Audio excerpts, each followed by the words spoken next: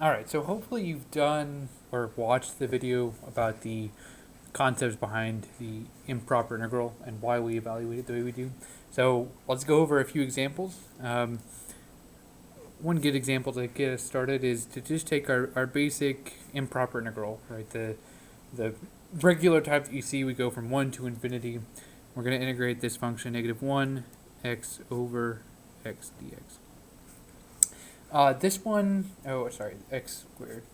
Now, this one seems pretty difficult at first because our function here, right, the u substitution may not be immediately obvious, but if we actually do look for it, we can see that if we sub in u is equal to negative 1 over x, then du is going to be equal to 1 over x squared dx, right? Because if you take the derivative of negative x and then minus 1 power, you reduce the power by 1 whenever you take the derivative, right? D dx. Then you're going to pull out the negative, right? Pull out a negative 1. And then you're going to decrease this power by 1. You're going to have x to the negative 2. This translates to 1 over x squared.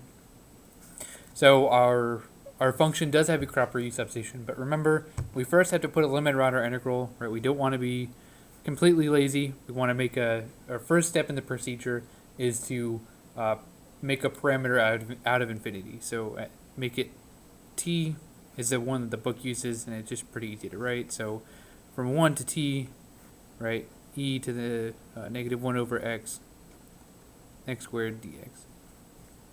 Now, we already know what our u substitution should be, so we're going to go ahead and make that. Right. And it's not fun writing all these limits, but right, I guess we kind of have to deal with it in calculus too. 1 to t, right, e to the u times x squared over x squared, right, dx. These x squareds cancel, right? We have the limit t to infinity.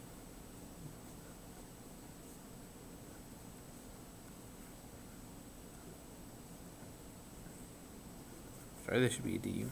Now, I can choose to like change my boundary here, but I really don't feel like it, so we already know what this integral is going to be. Then we'll just plug in our u for what we had. And we're going to get that this integral will evaluate to right, e to the u, and the e to the u is just going to be, right, don't forget our limit,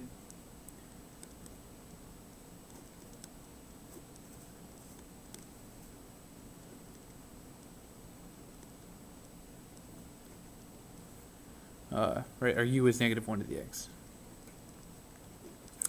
So now applying our boundaries, right, we're going to get limit as t goes to infinity, e to the negative 1 over t, minus limit as t goes to infinity of e to the negative 1 over 1, right? And notice that this doesn't have a t.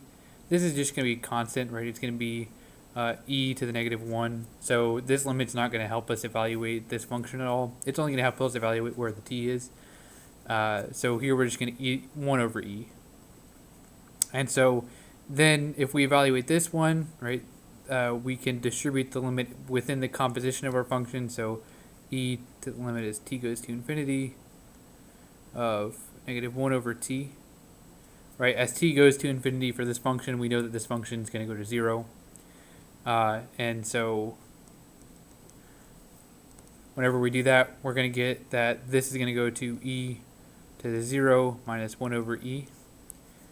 Now, e to the 0 is 1. We already evaluated that part, so it's minus 1 over e. That's our final, right? So that's our final answer for this integral.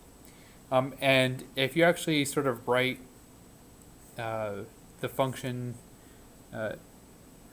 1 over e to the 1 over x squared, and you kind of think about it a little bit, that makes sense why it would converge to a specific value, because it's a pretty small, I mean, it's growing pretty fast, and so it should converge to some number, right? So if you sum up all of our area under this curve, the sums are going to keep on getting smaller and will converge to this number. And you can get a numerical value for it, but I'm not going to bother here.